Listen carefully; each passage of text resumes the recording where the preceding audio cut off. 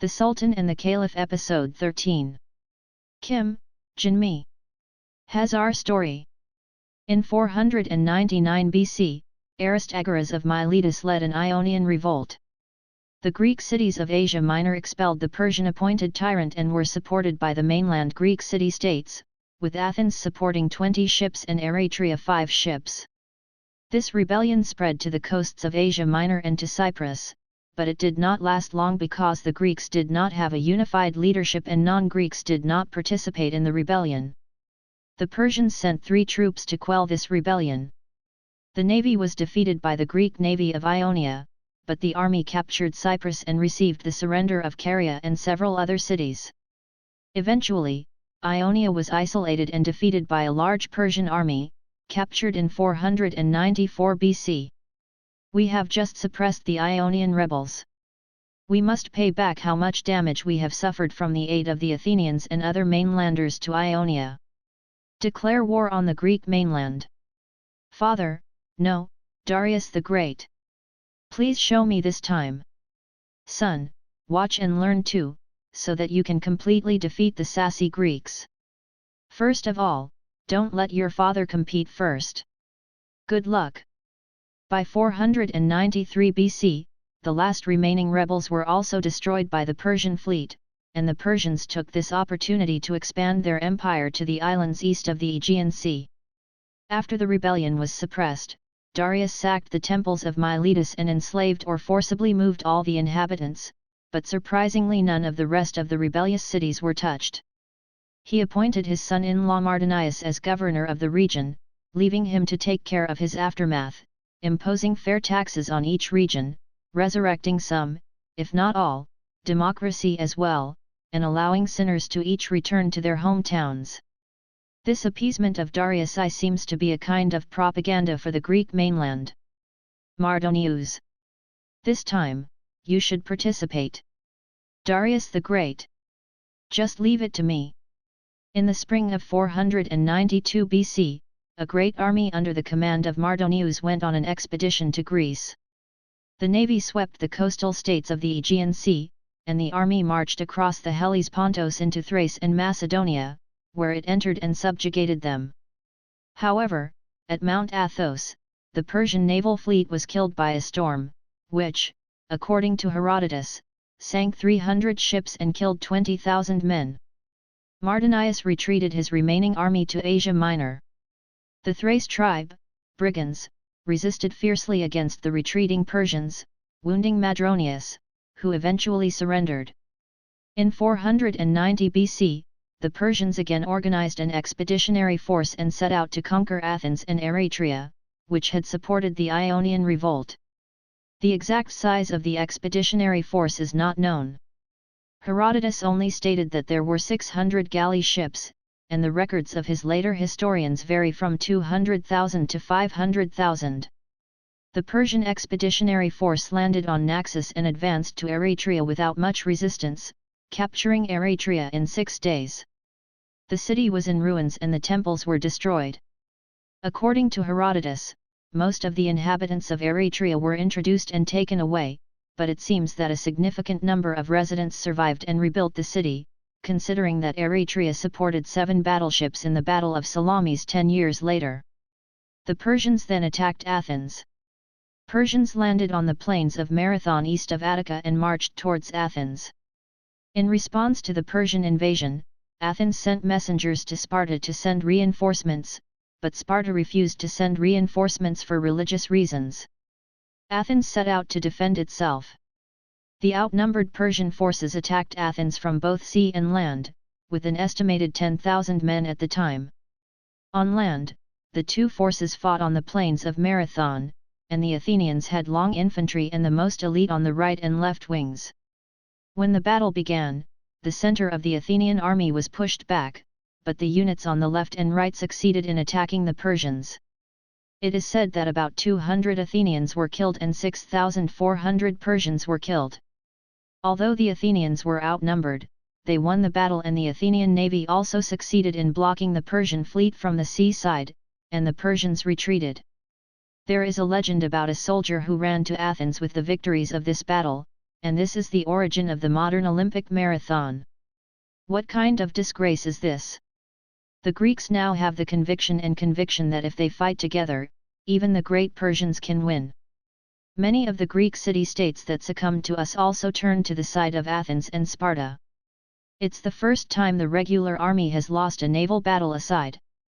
The Battle of Marathon is our only defeat, and we have suffered an indelible wound. Low self-esteem. Now the Ionian Greeks might rise again to bring such shame to Darius, the great king of Persia. 10 years after losing the Marathon, during that new truce, his father also died. This Xerxes will avenge his father. He should have had a 10-year truce. Now I can't wait any longer. Beats Greece. This is the second expedition to Greece. In 480 BC, a large Persian army led by Xerxes himself went on an expedition to Greece. There is much controversy about the size of the expeditionary force.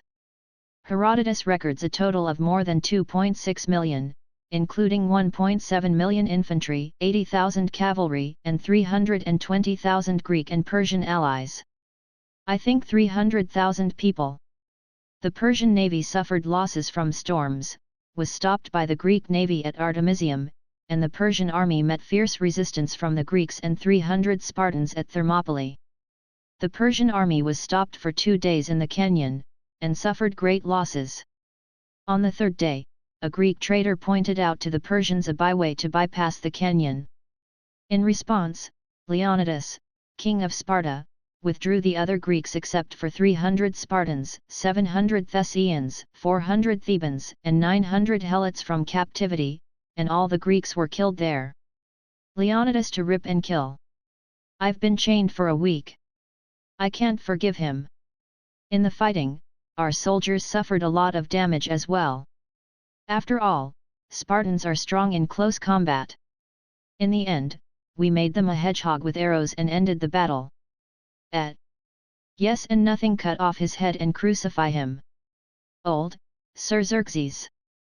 He entered Athens around September 480 BC, and Athens was already empty.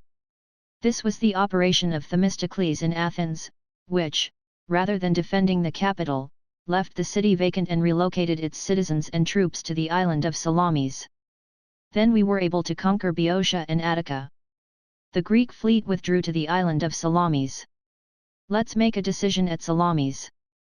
However, tricked by the Greek Themistocles, the Persian fleet entered the Strait of Salamis and tried to block both entrances. However, because the strait was too narrow, the Persian warships dispersed as they tried to move, and their numerical superiority became an obstacle. Seizing the opportunity, the Greek fleet formed a decisive victory over the Persians, and at least 200 Persian ships were sunk or captured. We lost big. The Battle of Salamis is decisive. You must retreat. Majesty. I'm sorry, but I can't. We leave the army to Mardonius and we withdraw together with the Persian fleet. The following year, however, the remaining Persian forces in Greece were repelled at the Battle of Plataea, and the Persian navy was destroyed at the Battle of Mycale. After that, the Persians could no longer attempt to conquer the Greek mainland. The Battle of Salamis and the Battle of Plataea marked the turning point in the Greco-Persian Wars, from which the Greek-Polis coalition launched a counterattack. Historians believe that the victory over Persia developed ancient Greece, and itself expanded Western civilization, so the Battle of Salamis is a very important battle in human history. According to Herodotus, Athens at that time was in a leading position, and Themistocles, who greatly contributed to the victory of this battle, besieged and occupied Andros Island, where the pacification had begun, and based on this place, it was also the polis of other islands on the Persian side. It is said that the money was stolen. Also, according to Plutarch, the Greek fleet was anchored in Pegasi for the winter, but Themistocles burned it and left only the Athenian fleet. Themistocles was the founder of the Athenian fleet, and after this battle, he maintained Piraeus, present-day Piraeus, which became an outer port, and connected it with the city of Athens with a wall. However, he fled to his enemy, Persia, because he saw that self-righteous attitude as a desire for his tyranny, and was exiled by vigilant Athenian citizens and, moreover, accused of treason. After Themistocles' exile, Aristides, known as a noble figure, became the leader of Athens, and as a precautionary measure against the Persian invasion, the Delian League, a coalition of polis, was established.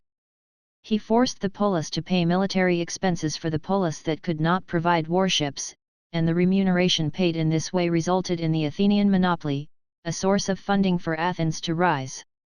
Over the next 30 years, large and small battles broke out between Persia and Greece, large and small, and the newly formed Delian League, led by Athens, continued its offensive to liberate the Ionian city-states on the coast of Anatolia from Persian rule, largely unsuccessful. Picked up. In 465 BC, Xerxes was assassinated by his entourage Artabanos. Oh! What is this dream? Isn't this the ancient Greek and Persian war? Why did the 2,500 years war happen? Am I Xerxes? Besides, instead of repaying his father's wrath, he later lost the war and even assassinated. It looks like blood is gushing upside down. Kayak. Oh my god, I vomited real blood. How desperate is it to still vomit blood? The War, written by Herodotus of Greece, remains one of the most loved history books to this day.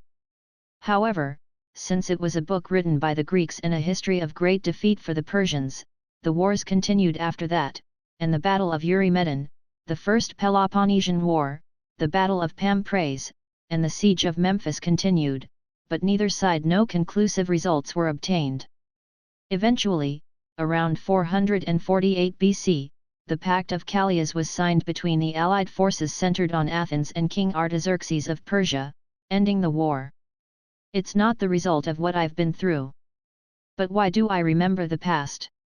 Makes me vomit all my blood. Looks like I'll be leaving soon. It is snowing outside. It's a long and cold winter, but I miss the warm spring. Doesn't that witch writer care if I vomit or not? How are the Sultan and Caliph getting along? I miss you guys. It snowed a lot cold. My house. Brother, come here. It is snowing outside. Yes? It's true. It's snowy. It will accumulate a lot. My butler, the way home from work is slippery and he will have a hard time. Really, you really love the butler. Awesome. All I can think of is that the scenery is beautiful. Haha. Butler also works hard outside to make us comfortable like this, right? He looks like a real dad. We will have to repay the favor. I'm more worried about the sister next door than the butler. The witch writer doesn't even take care of her, so on a cold winter like this, she'll be even more depressed. Is she okay? Sister has been living alone for almost 10 years now, so she must be used to that life. When the veranda door opens in spring, I can go say hello, so please be patient. Hey, it takes at least 4 or 5 months for spring to come and wait for the windows to open. How are you going to wait until then? Still, we have nothing to do.